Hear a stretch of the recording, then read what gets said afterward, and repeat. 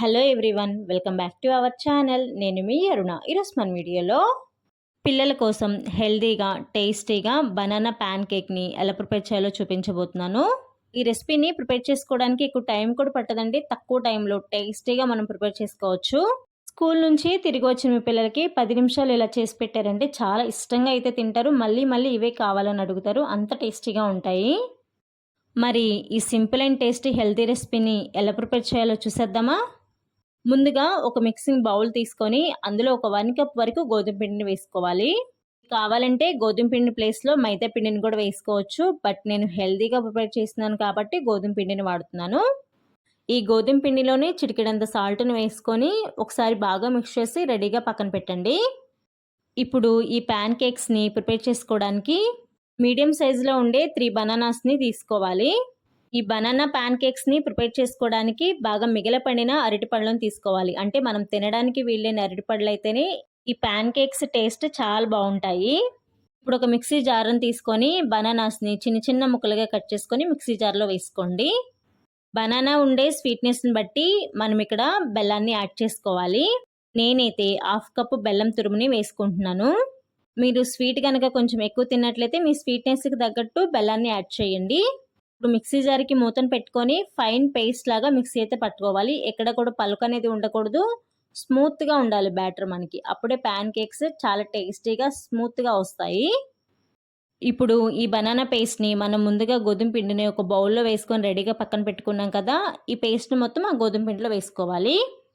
3 బనానాస్కి 1 cup నిండుగా కాచి చల్లార్చిన పాలని వేసుకోవాలి. మీకు కావాలంటే పచ్చి పాలను కూడా వాడొచ్చండి. నేనైతే కాచి చల్లార్చిన పాలని ఒక 1 కప్ వరకు వేసుకుంటున్నాను. ఇందులోనే 1/2 స్పూన్ వంట సోడాని, 1 స్పూన్ వెనిలా ఎసెన్స్ని కూడా వేసుకోవాలి. వెనిలా ఎసెన్స్ ప్లేస్లో మీరు కావాలంటే ఇలాచీ పౌడర్ని కూడా వేయొచ్చు. ఇప్పుడు ఈ బ్యాటర్ని ఎక్కడా కూడా ఉండలనేది లేకుండా ఫైన్ పేస్ట్ లాగా అయితే కలుపుకోవాలి. మీరు కావాలంటే విస్కర్తో అయినా ఈ పిండిని మిక్స్ చేసుకోవచ్చు, లేకపోతే గరిటతో అయినా మిక్స్ చేసుకోవచ్చు. మీకు ఎలా వీలుగా ఉంటే అలా ఈ పిండిని ఎక్కడ కూడా ఉండలనేది లేకుండా కలపాలి. ఇలా కలుపుకున్న తర్వాత చూపిస్తాను చూడండి. బ్యాటర్ మనకి కొంచెం తిక్కగా ఉన్నట్టు అనిపిస్తుంది. అందుకని నేను కొంచెం కొంచెంగా వాటర్ని వేసుకుంటూ ఈ పిండిని కలుపుకుంటున్నాను. మనం ఏ కప్పుతో అయితే పాలని కొలిచి తీసుకున్నామో సేమ్ అదే కప్తో ఒక 1 కప్ వరకు వాటర్ని తీసుకొని 1 కప్ వాటర్ని ఒకేసారి వేయకుండా కొంచెం కొంచెంగా వేసుకుంటూ ఈ పిండిని కలుపుకోవాలి. 1 కప్ వాటర్ని ఒకేసారి కనుక వేసి ఈ పిండిని కనుక కలిపినట్లయితే మనకి ఈ బనానా ప్యాన్ కేక్స్ పర్ఫెక్ట్గా అయితే రావని గుర్తుంచుకోవాలి. అందుకని కొంచెం కొంచెంగా వాటర్ని వేసుకుంటూ కన్సిస్టెన్సీని చూసుకుంటూ ఈ పిండిని కలుపుకోవాలి. మనం ఈ బనానా ప్యాన్ కేక్స్ని ప్రిపేర్ చేసుకోవడానికి పిండి వీడియో క్లిప్పింగ్లో చూపిస్తున్నట్లుగా ఉండాలి. మరి జారుడు కన్సిస్టెన్సీ ఉండకూడదు, అలా అని మరి తిక్కుగా కూడా ఉండకూడదు. వీడియో క్లిప్పింగ్లో చూపిస్తున్నట్టు కొంచెం మీడియంగా ఉంటే మనం చేసే ఈ బనానా ప్యాన్ కేక్స్ పర్ఫెక్ట్గా చాలా బాగా వస్తాయి. ఇప్పుడు ఈ పిండిని రెడీగా పక్కన పెట్టుకొని స్టవ్ ఆన్ చేసి ప్యాన్ పెట్టుకొని అందులో ఒక 1 స్పూన్ వరకు ఆయిల్ని వేయండి. స్టార్టింగ్లో ఒక్కసారి మాత్రమే ఆయిల్ వేస్తే సరిపోతుందండి. ప్రతి ఒక్క ప్యాన్ కేక్కి మనం ఆయిల్ని వేయాల్సిన అవసరం లేదు. ఇప్పుడు ఈ పిండిని గరిటెతో ఒకసారి బాగా కలిపి గరిటె నిండుగా పిండిని తీసుకోవాలి. ఫ్లేమ్ని లో ఫ్లేమ్లో పెట్టి ప్యాన్ మీద ఈ పిండిని వేయండి. స్ప్రెడ్ చేయాల్సిన అవసరం లేదు, జస్ట్ ఇలా వేస్తే సరిపోతుంది. పిండి వేసిన తర్వాత ఫ్లేమ్ని మీడియం ఫ్లేమ్లో పెట్టి పైన ఇలా ఎయిర్ బబుల్స్ రాగానే ఏదైనా లిడ్తో క్లోజ్ చేసి ఒక 2 నిమిషాలు మీడియం ఫ్లేమ్లో పెట్టి ఈ ప్యాన్ కేక్ని కాలనివ్వండి. 2 నిమిషాల తర్వాత మూతను తీసి ప్యాన్ కేక్ని సెకండ్ వైపు కూడా టర్న్ చేసుకొని సెకండ్ వైపు కూడా 1 నిమిషం పాటు బాగా కాలనివ్వండి. ఇప్పుడు మూతను పెట్టి 1 నిమిషం అంటే 1 నిమిషం మాత్రమే కాలనివ్వండి. ఎక్కువసేపు కాలితే మనకి టేస్ట్ అంత బాగోదు.